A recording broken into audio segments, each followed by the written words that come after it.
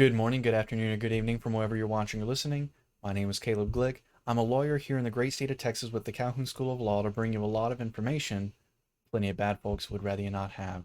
Today we're going to be providing another installation to our the Federalist Papers series going on number 24. So if you haven't gone back and watched 1 through 23, I would encourage you to do so, because as you'll see by the end of it, that these papers work in totality to provide a supplementary and beneficial understanding of the U.S. Constitution.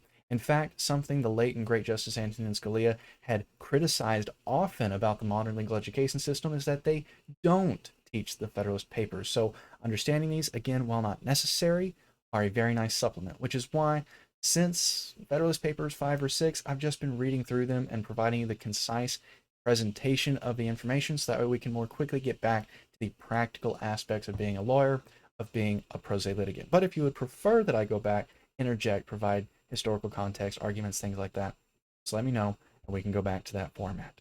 Excellent. So let's go ahead, jump over to number 24. This copy that I'm using of the Federalist Papers is provided by the federalistpapersproject.org, but there are multiple institutions that provide both paper and digital formats, which I would encourage you to get both. While you're out there searching for those copies, go ahead and pick up a paper and digital copy of the Anti-Federalist Papers as well, because after we finish with the Federalist Papers, we're going to be seeing the counter arguments to the U.S. Constitution. And a lot of the arguments are going to turn your stomach because they predicted almost prophetically the tyrannies that we experience today. Okay, so number 24, titled Powers Necessary to the Common Defense, further considered. It's written by Mr. Alexander Hamilton, published in the Independent Journal on Wednesday, December 19th, 1787. Let's see what he has to say in number 24. To the people of the state of New York, to the powers proposed to be conferred upon the federal government in respect to the creation and direction of the national forces, I have met with but one specific objection, which, if I understand it right, is this, that proper provision has not been made against the existence of standing armies in time of peace. An objection which I shall now endeavor to show rests on weak and unsubstantial foundations. Really, it has indeed been brought forward in the most vague and general form, supported only by bold assertions without the appearance of argument, without even the sanction of theoretical opinions, in contradiction to the practice of other free nations and to the general sense of America as expressed in most of the existing constitutions. The propriety of this remark will appear the moment it is recollected that the objection under consideration turns upon a supposed necessity of restraining the legislative authority of the nation in the article of military establishments. Oh, how silly to think we need this idea.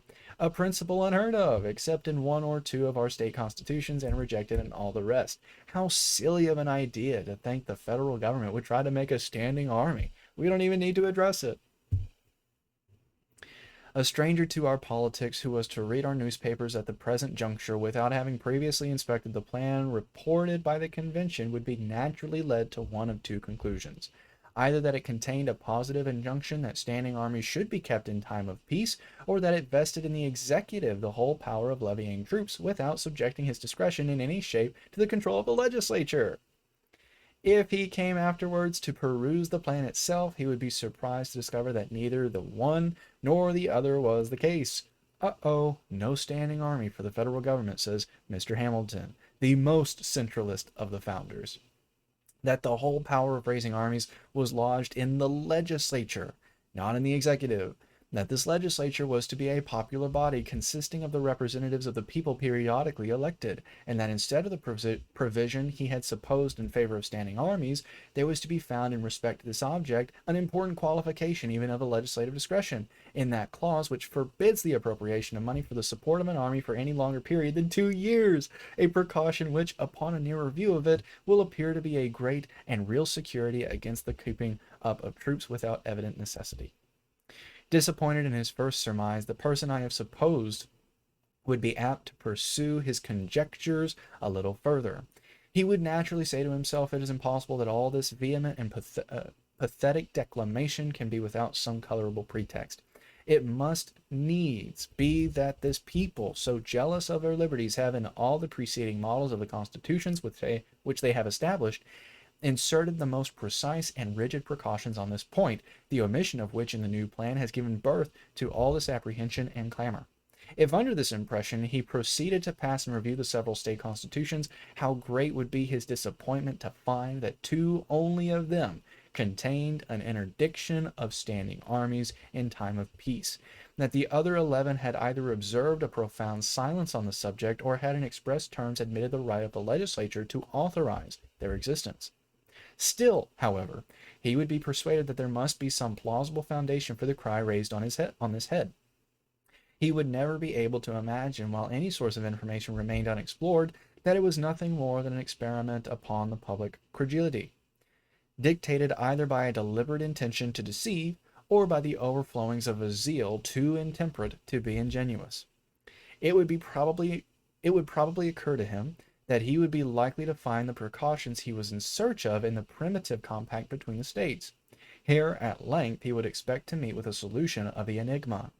No doubt he would observe to himself the existing confederation must contain the most explicit provisions against military establishments in time of peace.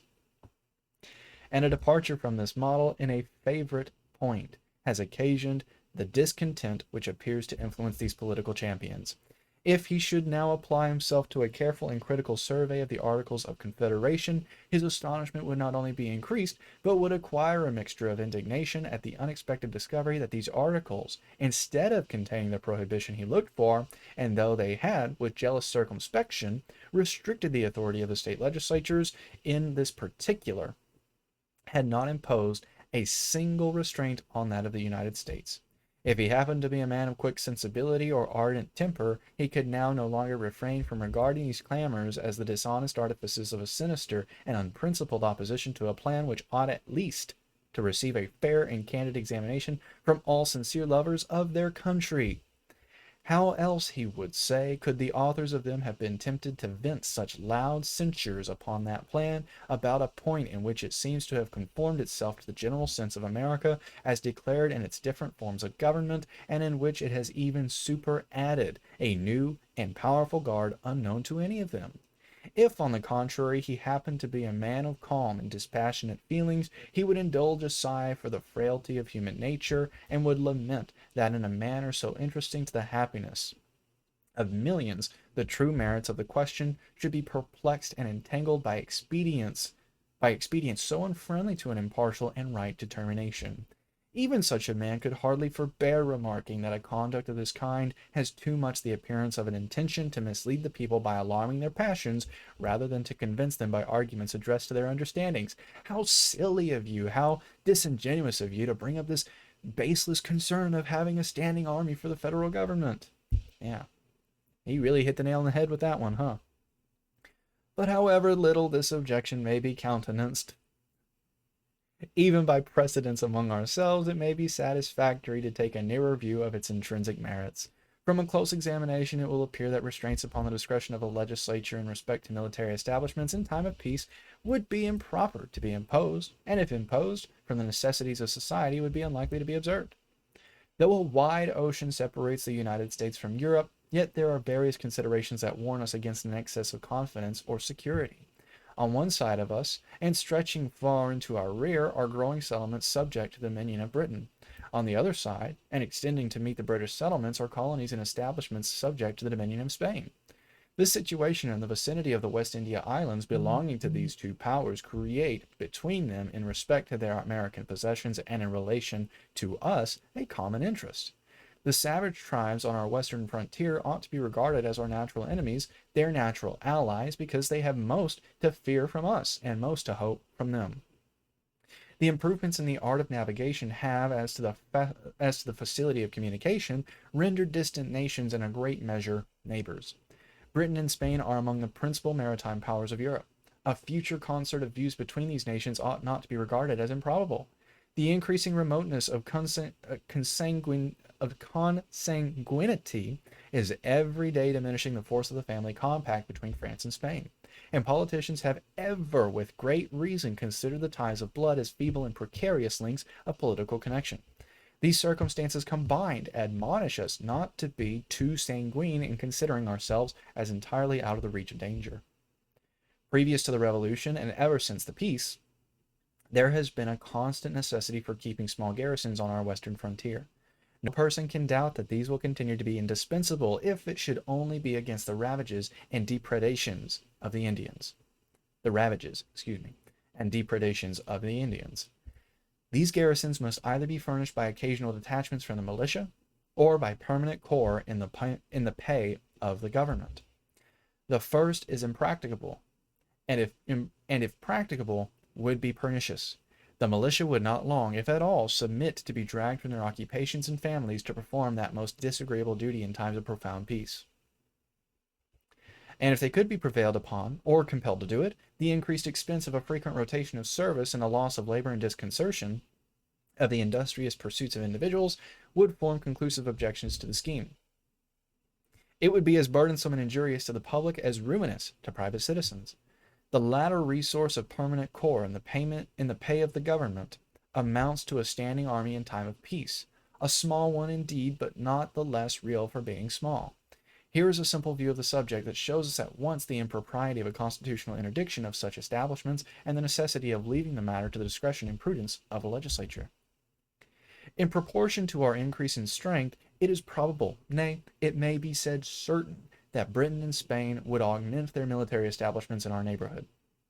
If we should not be willing to be exposed in a naked and defenseless condition to their insults and encroachments, we should find it expedient to increase our frontier garrisons in some ratio to the force by which our western settlements might be annoyed. There are and will be particular posts, the possession of which will include the command of large districts of territory and facilitate future invasions of the remainder. It may be added that some of those posts will be keys to the trade with the Indian nations. Can any man think it would be wise to leave such posts in a situation to be at any instant seized by one or the other of two neighboring and formidable powers? To act this part would be to desert all the usual maxims of prudence and policy. If we mean to be a commercial people, or even to be secure on our Atlantic side, we must endeavor as soon as possible to have a navy. To this purpose, there must be dockyards and arsenals, and for the defense of these, fortifications and probably garrisons.